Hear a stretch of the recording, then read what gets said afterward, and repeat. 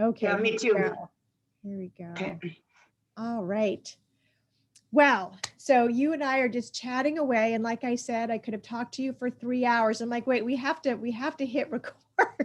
Good work. So, so Caroline, thank you so much for joining. You and I connected. Oh gosh, it's been a while ago, and we have the Mutual Admiration Society happening.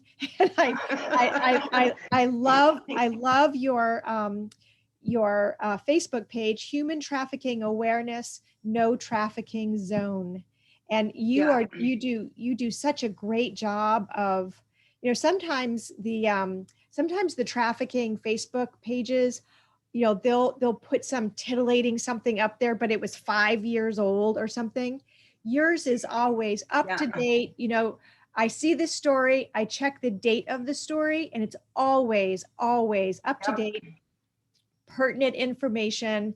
It's not meant to jump down some conspiracy theory. Sensationalized. Right. No, you Yeah. just do, right, what is there?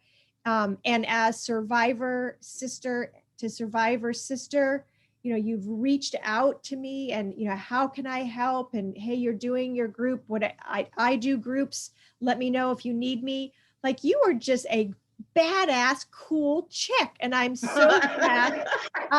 I'm so Tell glad. my ex that. I'm telling your ex, I'm glad he's your ex, because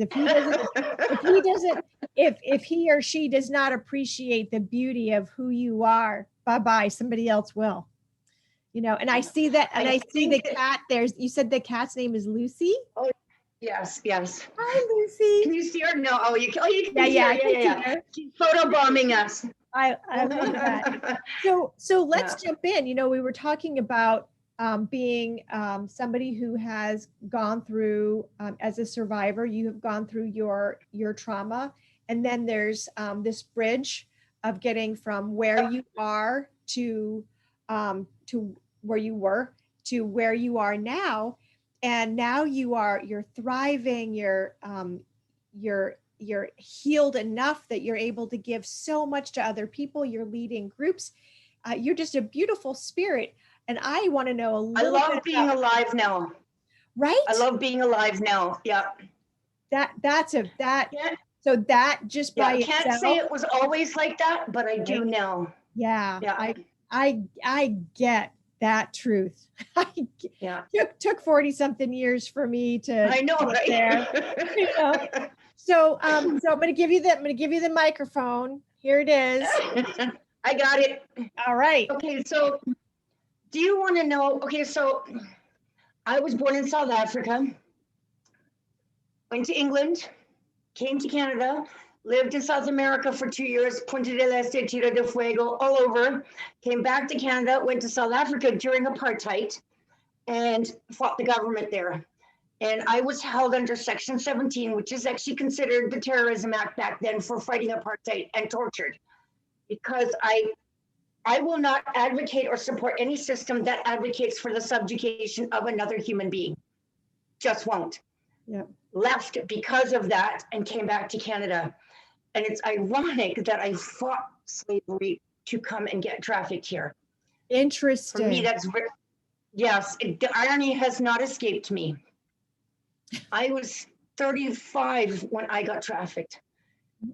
I spoke 5 languages. I had traveled the world extensively. And I was married to a South African who went to Thailand to get more education. He was a registered Thai massage therapist, and the tsunami hit, and he disappeared. And I was dealing with the Thai authorities, the Canadian consulate, and the RCMP. And the Thai authorities were sending me photos of bodies that had been in the water for weeks, trying to identify them. I don't know if you've ever seen anything like that, but it's not pretty. You can't identify them. I never did. My friend, so within that period of time, I lost my mother and my 2 best friends. Now, through education, I know I was struggling with undiagnosed clinical depression and complicated grief. Yes. This, amongst what I will get into, is what made me vulnerable. My friend's husband introduced me to his best friend. It was winter, snow, I'm in Canada. Never got into a cold car. I was love bombarding, gifts, the whole 9 yards, and it worked. And Within 6 months, it was now my turn to take care of everybody. I was told I'd be working in the strip bars. Now, at 14, my first sexual assault was at 8. At 14, I was attacked and raped, and that's how I lost my actual virginity. At 16, I was attacked and raped, and at 18, I was attacked and raped again, and I killed him. I had to. It was him or me. So when I was told that I'd be working in the bars, I was not as shocked as I should have been. I had already learned subconsciously that my body was not mine and that it was for the taking. I didn't drink, but that's when I started, okay? It's the only way. I'm sure that people who are watching know what's involved in the strip bars, okay? You're standing on that stage and some guy is yelling at you, my granny's got nicer tits than you, and you still have to smile because it's considered advertising.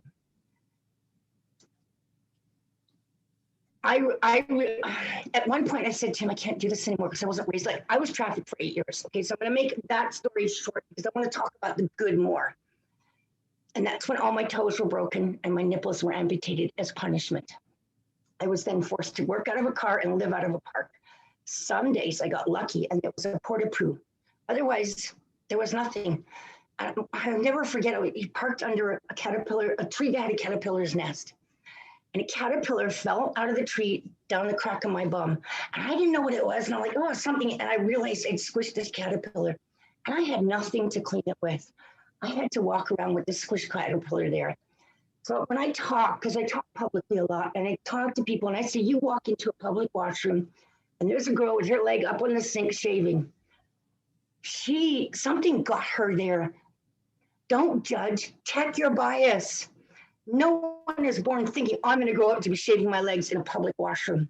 Check it. Something got her there. And it wasn't good. It wasn't good. Right. So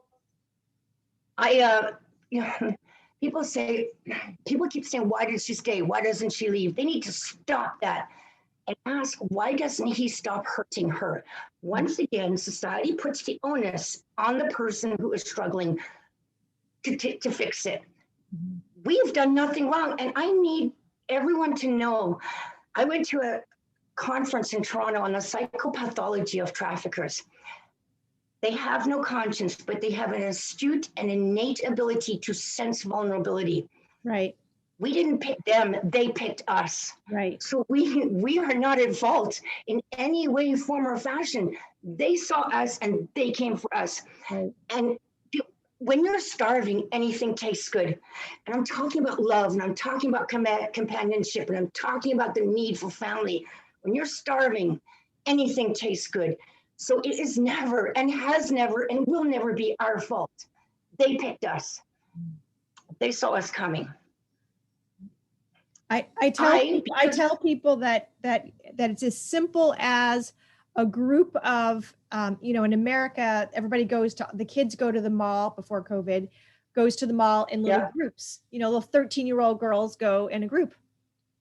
And a trafficker can watch the girls however long, and then on purpose bump into one of them and then say to that child, wow, you have beautiful brown eyes. And if the child does, no, I don't, or says, yep, that's my dad, bye.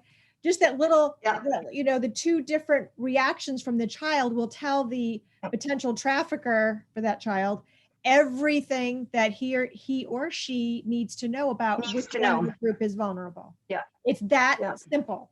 That simple. Yep. When I talk about the fact that I was 35 when I got trafficked, it's important because I had seen the world. Imagine, like you said, how easy it is to get a 13-year-old who's only ever been to the mall. If it can happen to me, oh my God. Lori Beth gave us an interview the other day, and she was 27 and had huge shame because she was 27. Who's not vulnerable? Nobody. They're under the right circumstances. When people, if anybody is naive enough to have judgment, that you say check. If anybody is naive enough to have judgment, there isn't any human being under the right circumstances that wouldn't do anything to stay alive? I find that often judgment comes from it being in a place of privilege. So that doesn't excuse it, but sometimes it's the reason. Okay, Right. so I'm not excusing it at all. So, But then their let eyes me need to be. understand, because you went by it fast and it's fascinating. So you were born in South Africa. Yep. I have a friend of I'm mine. South African. Yep, I have a friend of mine, blonde hair, blue-eyed, beautiful woman, Vicky, who was born in South Africa. So that's really cool. So you're born in South Africa, and then your family, is it because you're older? At what age did you move to, did you go to London first? We lived in a trailer park in England, and I don't remember where because I was 3. Yeah, but yeah, I remember it because I would play in the mud. I remember that. Yeah. Like I was playing in the mud yesterday. And I know a lot of survivors do sometimes struggle with chronology. Yeah, I do. Because of disassociation and survival. Okay, so I have a struggle with ages because some of my past is only still coming back to me. Right. I totally get that. We took a boat from South Africa to England. I literally came on a boat. Okay, I'm one of those ones. Yeah. I just got off the boat. Went from England to Canada, then to South America, lived in Paraguay, Uruguay, Punta del Este, Tierra del Fuego, and Buenos Aires, Argentina. During what ages of your life? Roughly. I was back in South Africa at the age of 14. So all of that was from 5 to 14. Okay. Which is why my education didn't get finished because we traveled so much. Yeah. So, and then we went back. Sorry. No, that is an education. I mean, it might not be the whatever, but getting to live in those different cultures is, that's rich. And actually, when I was in Argentina, Evita and Perón, Evita, don't cry for me, they came back out of exile, and there was a revolution. And we boarded up the inside of the house, and there were hand grenades going off outside. And we packed the house up and left that night. And so did the whole American side of the telephone company. Left that night because and then of course all the disappearances started in Argentina. We left the night before that really got bad. Wow. And so 14 you're back in South Africa.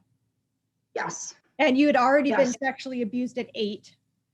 Yes. So now you're in South Africa and you're there for a few years, and 16 is when you lost your virginity. That's when assault. No, 14 was. 14. I lost it in Canada, went to South America, went to South Africa. Yeah. Now, because I had traveled so extensively, I didn't have the white South African mentality. So when I arrived, I was like, oh my God, what am I seeing here? And I actually became a Rastafarian, had Bob Marley dreadlocks, and went and lived in the townships with the Black people. That's Rastafarian is beautiful. That's a beautiful. I loved it. Yeah, that's Bob Marley. That's about love. Peter Tosh. Yeah. So, but that was not allowed because you were physically white? I was white. Yeah, white. So the white people and the Black people couldn't sit on the same buses, couldn't drink out of the same water fountains. When I signed a lease for an apartment, it had to say that I would not have any non-white person after dark on the property. Really? And if I did, that would break the lease. Oh, yeah. So for me to sneak into the townships I was considered worse than the Black man because as a white woman, I could taint the bloodline. Okay, because I could get pregnant. So I was even lower having the way I thought, which is why I was kept in detention because I had to be reprogrammed. So how old are you when they arrest you and put you into detention? Probably about 17. Yep. Okay. And so in detention, I was you're beaten and tortured while you're in detention because they want to beat out your love of other cultures. Yeah.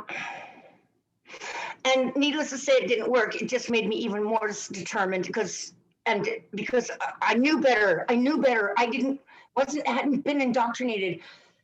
prior to that, when I was there, when I was younger, they would take the girls and the boys, and you'd go off to what was called felt school, which is like a field school.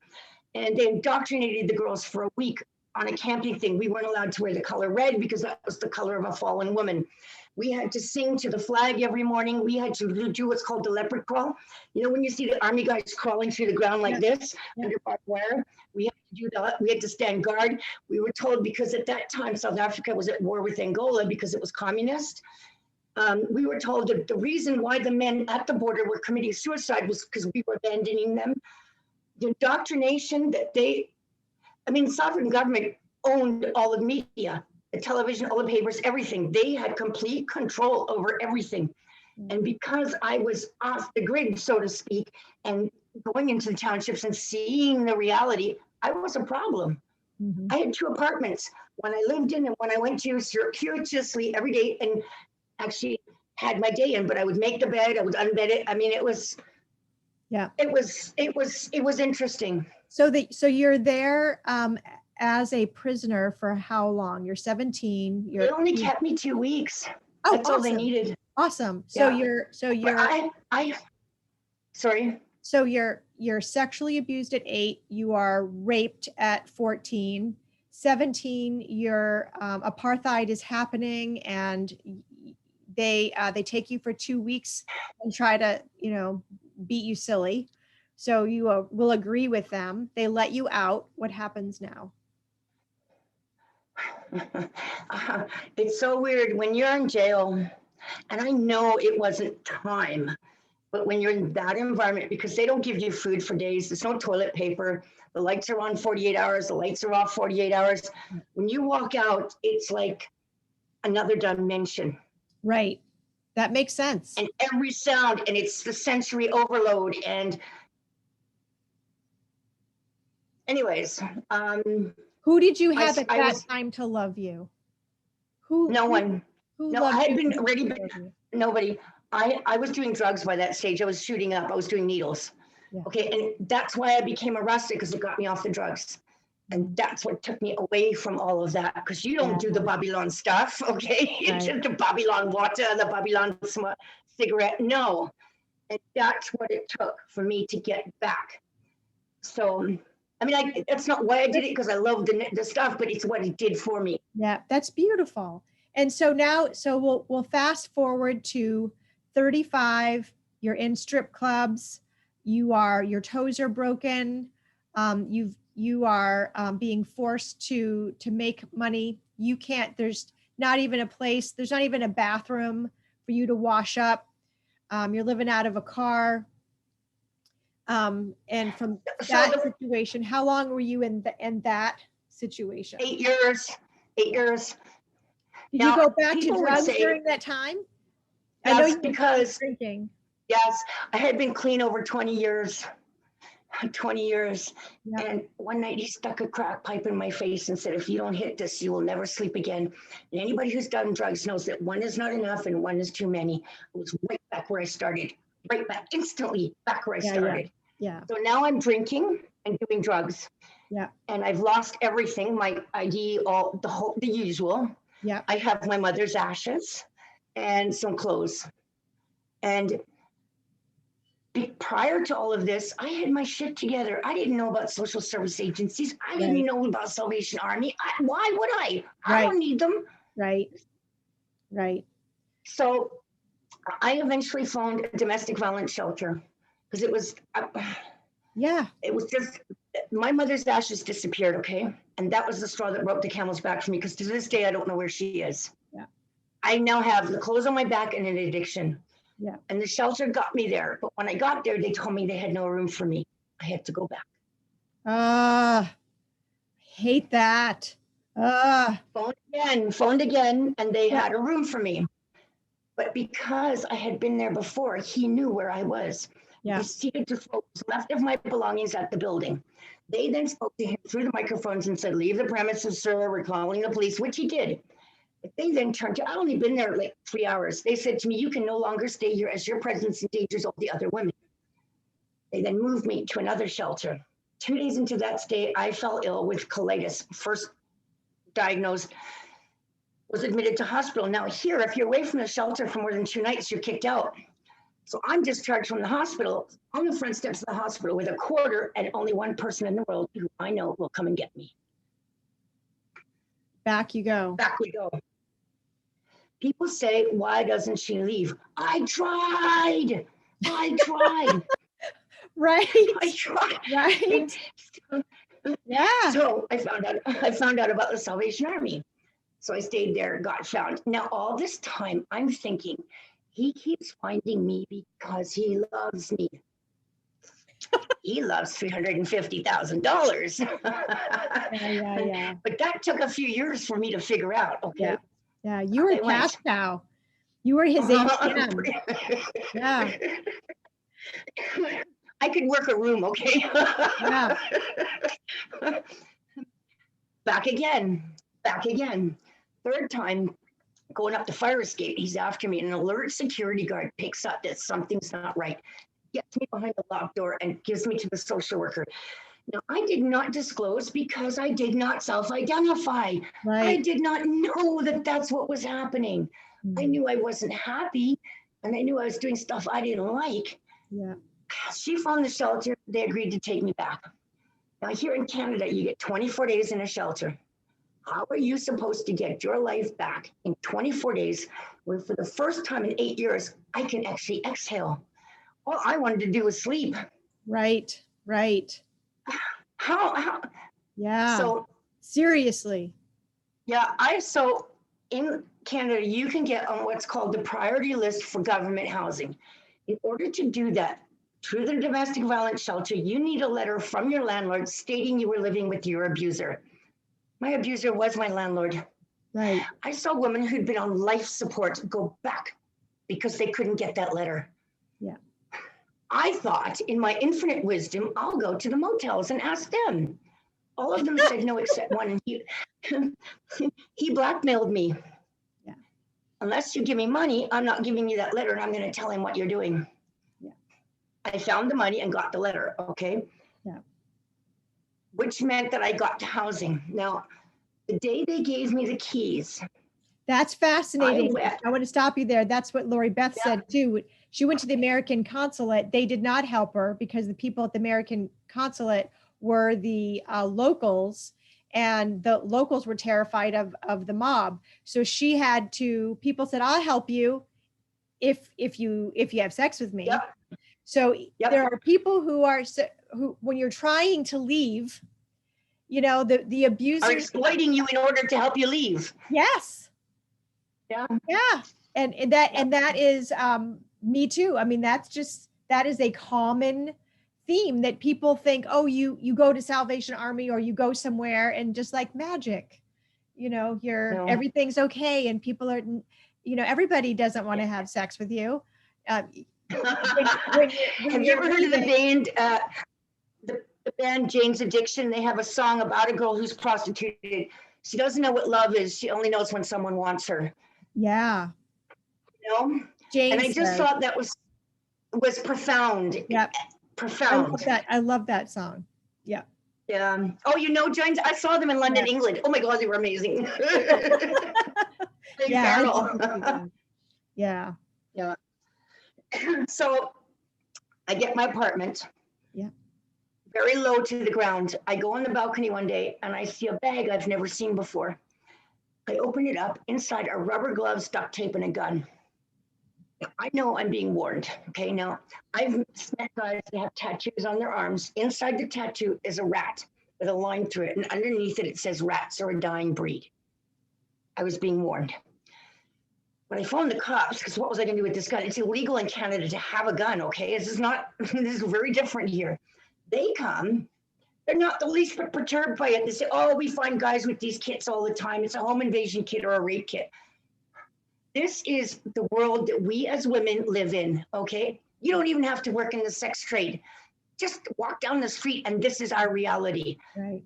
So I phoned housing and said, you got to get me the hell out of here, man, which they did. But it took 2 months. So another 2 months of living in abject terror because I kept thinking I was hearing stuff.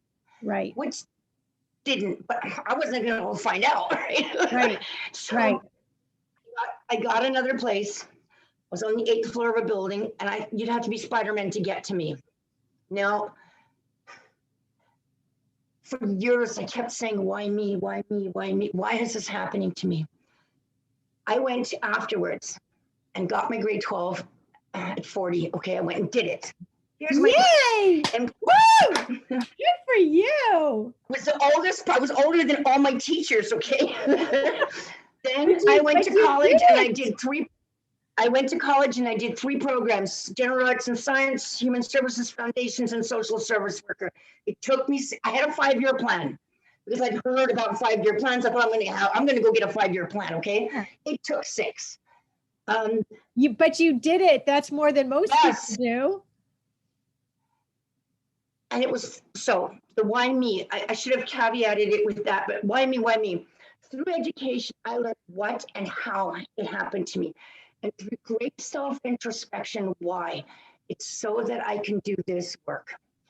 So yeah, I wish it hadn't happened, but it did. And now I'm going to take it and turn it into something positive, best I can anyways. What degree did To you the best get of in my college? ability. What I got degree? social service worker, human services foundations, and general arts and science. I did 3 programs. Awesome. And in Yeah. Canada, do you get to go to school for free? No, No. no, no, no, no, no. But I do want to talk about that because I was struggling with addiction and mental health. And when I talk about mental health, I'm talking about depression, dissociative identity disorder, because I'd lost control over this disassociation and had turned into did. Yeah. And something called conversion. I've lost the word of it. Anyways, what happens with me is that I would get electric shocks in my head every 2 seconds. Yeah. Sometimes for days. And so I would go to college and I had to have a system. So I had my textbooks, I had the PowerPoint, and I had the professor. And if I lost time and came back, I would put my pages with me. I'm not relating to the PowerPoint. I know I've missed that many pages and what she's saying. I would go home and catch up. Yeah. So this is for the people who are going through it now. You may feel like it's overwhelming and it's too profound. It's doable. You figure out a system that works for you. Yeah. What worked for me might not work for somebody else, but that's how I did it. And I'm never going to lie. There were days when I would wake up in the morning and I would cry because I was so tired of fighting and so tired. Yeah. Put one foot in front of the other. And sometimes it's second by second, not day by day or week by week. It's second by second. Yeah. And there were days where I'd fall asleep at my desk. Yeah. Oh, well. Yeah. Oh, well. Yeah. Just do it. The Nike, just do it. And and it's not easy for me to say because I did it. Yeah. I am living proof that it can be done, but I ain't going to lie. It's bloody hard. Right. I'm not going to lie, but it is doable. One of the things that I did for college was because I didn't go to high school. So when I got my GED, I got a high enough score on it that they gave me one free junior college class. Wow, cool. And, right. And so I go to do the class and, I fail. And so I went back and I talked to the guidance counselor and I took tests to learn how I learn. So then I would, I knew what credits what classes I needed to take. So let's just say English. So I would go to 4 different English teachers and say, how do you teach? To see if it was the way that I learn. And then I would get on the dean's list. Now I didn't, you finished college. I did not get my basic associate's degree because I could not pass fundamentals of math. I did the taking at night. I wouldn't be able to either. Yeah. Oh my gosh. Yep. I did the everyday one. I did the special needs people. I did the whole, and I could never pass that. And my little head injury, learning disability, it's a regular thing now. I'm used to it. I go to do something, I forget what I'm doing. So I love it that you're talking about missing time that all of a Yeah. sudden they're 3 steps ahead of you, you know, Yeah. just like I could, trying to do, remember when everybody was doing aerobics? They're like, I'm still doing something, you know, Me and Tai Chi. I tried Tai Chi. I couldn't do it.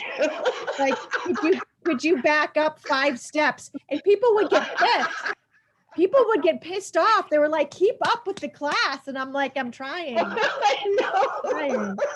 I'm sorry I'm laughing, but No, it's true. It's true. you know what? So I choose to laugh. right. So To laugh or cry, and I choose to laugh. So that, that's an important thing too. It is a choice. I remember I was at this this very big, thousands of people were at this event, and this lady came to the event because she was raped in a different country. She was an American. She was there with her husband.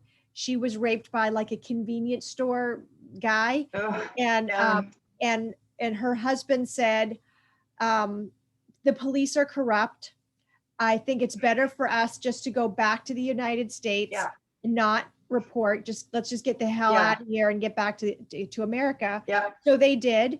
And for the next 30 years, anything that she did wrong, she blamed him for not calling the cops on. She just got away. She just had a ticket. I get to be a bitch for 30 years because this thing happened to me. And so he said, I'm going to divorce you. I've had it. You had 30 years. You've beaten me up for this for 30 years. Yeah. And so this was like her last ditch thing to like try to save her marriage. Yeah. And it was everything I had. It's like, go work at a rape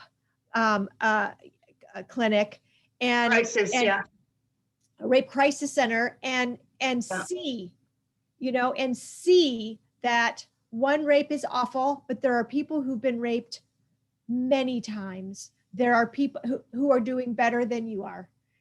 Put it into perspective. 30 years is a long time. Perspective is so important. So important. And making the choice. You just said, I make the choice to laugh. I make the choice. It was hard. I woke up, I would fall asleep in my chair.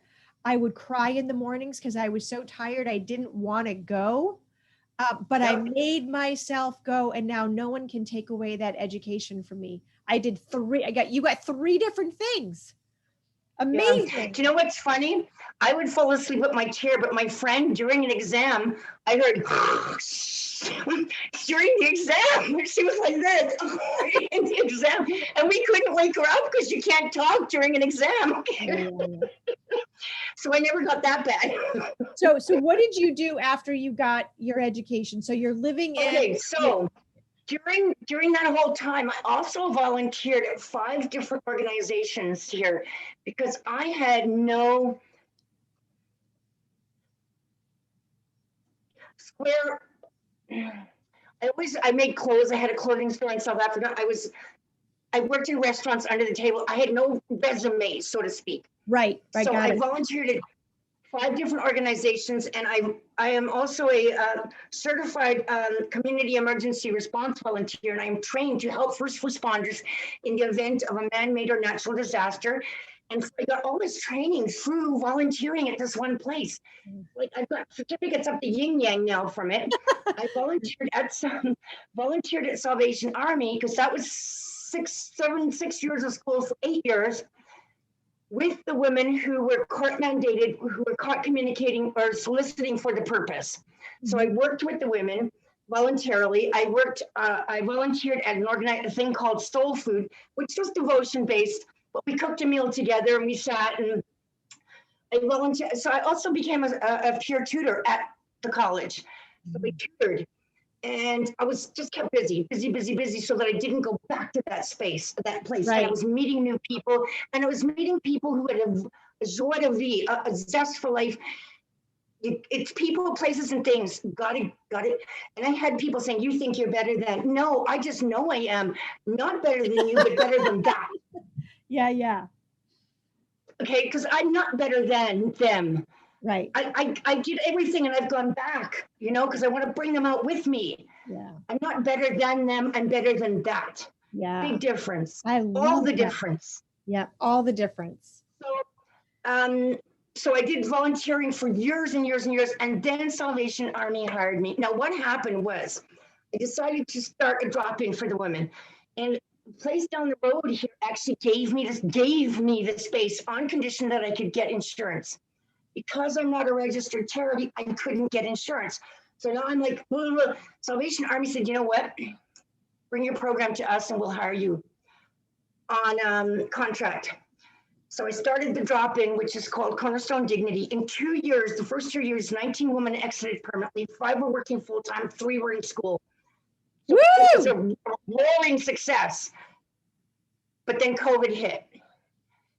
But a week before COVID hit, my contract finished and they hired me full-time. So I now work full-time with benefits, everything. And COVID has changed the face of the trafficking that I'm seeing because it's more online now, and I'm seeing a rise in familial trafficking. But anyways, I received the Queen's Diamond Jubilee Medal from the Queen for my work in this area, the John Robinson Award, which is the highest award you can get here in this field for fighting gender-based violence against women, and the Hope Award from the Salvation Army. And I got Employee of the Year for Salvation Army, and Volunteer of the Year twice. So I'm telling you, it's doable. Right? It's doable. Yeah. It's doable.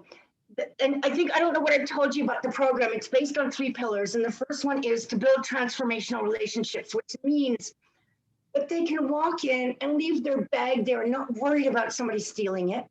And being around people that want nothing from them, only for. Mm-hmm. Second one is to broaden horizons, because I know when I was there, my world was so small. Mm-hmm. It was work and food and water. Mm-hmm. It was work, food, water. So we go camping. We were terrorized by a skunk for about 20 minutes. I said to the woman, you can scream all you want, but do not move. Yeah. Do not move. We go to goat yoga. Do you know what the goat yoga is? Yes. We do the yoga and the baby goats jump on us and we got to bottle feed them. And we go to the llamas. We go to llamas for work. The goat yoga, I did it, but it was bad. It came out my nose. Sorry, I had to go there. Yeah. And llamas, that's awesome. Walking the llamas. Actually, the alpacas. I get confused. The alpacas. I love the alpacas. I want one. So I want to name her Lucy. I'm home, Lucy. Ricky Ricardo and Lucy. Yeah. I just dated myself, but anyways. So you are so busy. I love it that you have a full-time job with benefits and housing and a place for you, Lucy. And now you have this new place where you're living. That's why you have all the boxes, because you just moved in to your new space. Yeah. Is that a Salvation Army space? No. This is mine. No, I got 2 bedrooms, so I'm creating a sewing room. Awesome. And a work office. And I even have a dressmaker, an adjustable dressmaker's dummy and everything. Yep. So a skydiving instructor. At this time in your life, with all the good that you're doing, I want to know what kind of tribe of friends that you have, and I want to know what brings you joy in life. Okay, my tribe is small, and that's on purpose, because the older I get, I find this to be true. When you die having had 5 real friends, you died rich, because most people aren't your friend. They're somebody you know. Right. So I'm very careful and very selective, and it's not because I'm better than, it's because I don't want to get harmed. Right. And I don't want to harm. Yeah. So I have a very small circle, but they're amazing, and they get it. Yeah. They get it. Yeah. They get it. And what brings me joy is my waking up in the morning when it's still quiet and having my cup of coffee and it's just peace. that brings, and the older I get, it's the little things, right? It's the little, and what's gonna bring me joy is starting to skydive again, because of being trafficked, I lost all my gear, right? My parachute secondhand was $10,000. Oh my gosh. So I financially can't replace it yet, but I have talked, because I was an instructor, okay? I have a silver medal from the Canadian Nationals. This summer, they were gonna get me back up in the air, but then COVID hit. So hopefully this summer, I'll be back in the air and starting to skydive again, because that to me is like, I love jumping. You have, my girlfriend did it for her 50th birthday. Do you have a video or a picture of you out of the plane? Oh yeah. I would send me the picture so we can put it on this thing. Okay. That's gonna take a couple of days because of the. yeah. I got it. Yeah, but I do. I'm also the first girl in Canada to sky surf on the board. Oh, seriously? On the board. Oh yeah, my gosh. I've got photos of me on the board. Oh my gosh, I want to see. it. I don't know if I could. You gotta find everything. I don't know if I could jump out of a plane. I did do the paragliding. So so there's a massive cliff, Yeah. There's the beach and then the ocean. And so I go up to the instructor, young guy, and it is, I'll just say his name is Pete. And, he says, hi, I'm Pete, Catherine, nice to meet you. And I said, I just got to know, have you had any financial loss lately? Have you broken up, divorce, anything I should know about? He's like, I'm not suicidal. I'm like, okay. No, they want to live just as much as you do. I expected to like go off the cliff and go down, but the wind comes up from the water, and instead you take the step off the cliff and you go up. It was amazing. The wind. Yeah. I was perfectly fine, just flying. I was fine. You're a scream, hey. You're a scream. I loved it. But you know what I did not love? I did not love, I've been hot air ballooning twice. And the last time I did it, you're in a freaking wicker basket. And there was the hot air balloon. There was like 12 very well-fed individuals from the Midwest who were in the basket with me. And I'm like, I'm in a wicker basket with 12 well-fed people from the Midwest. And I think the highest you can go is 9,000 feet. And we were at 9,000 feet. And I got to tell you, it was not enjoyable for me. Yeah. I was because I see no safety outlet there for you. It's the basket. That is your sole thing. Yeah. But when I was attached, I've rappelled down cliffs, no problem. But walking on the cliff was not okay. Attached and anchored, fearless. Yeah. But I don't know. Something funny for this tandem instructors, if you're going to throw up, turn your head, because otherwise it goes right in his face. If you're going to throw up, it goes past him. No puking. I don't want the puking in the video. Yeah, that's so cool. And surfing, to have a surfboard while that's amazing. You are just a badass. Just a badass. I don't know about that. So we are. You know what, though? Are we out of time? We are approaching our end of our hour, and I just want to circle back and say, if you could just give one message to an individual who is struggling to leave their old life and to embody and create this new life, and it's hard. They are in that this is hard phase. What would your message be to that? There's a couple of things I say to young women, especially if somebody is asking you to do something they would not do. There's a flag.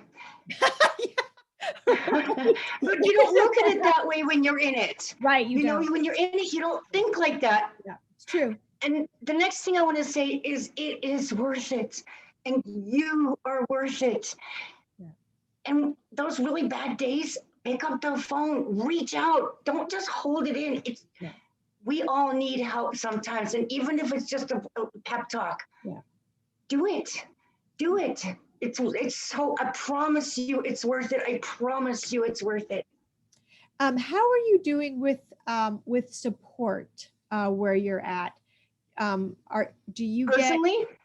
Yeah, do you have plenty of, does your work and community support, because you and I work sort of, alone, and other people Yeah. work with people that they can bounce stuff off of, they work in a team. So prior to COVID, I had that. Without COVID, I don't. But having said that, since I got out, I have a psychiatrist and a psychologist that I talk to regularly. Just because I'm out doesn't mean I don't still need them. So I have got support. Okay, that's important. That's important. Good. Yeah. So yeah, I make sure that I have support. I make sure. And if someone isn't available and I need it, I do what I just said everybody else should do. I pick up the phone and find someone. Right. Well, I love who you are, and I'm so happy that we finally were able to do this, and I'm happy that you're gonna jump on one of the Zooms with the survivors that I work with. They will be so happy to get to meet you and learn from you, and you've just been a gift to me, and I just want to thank you. And what is the well, thank you. What is the I'm not going to say it right. The Rafista. I didn't say it right. I don't know. The religion that group that you belong to with the braid. Cornerstone Dignity. Oh, the Rastafarian. Rastafarian. So what would a Rastafarian say in ending? Jaman. Jaman. Jaman. Meaning Jaman. peace. Peace. Thank you. Yeah. All right. So bye.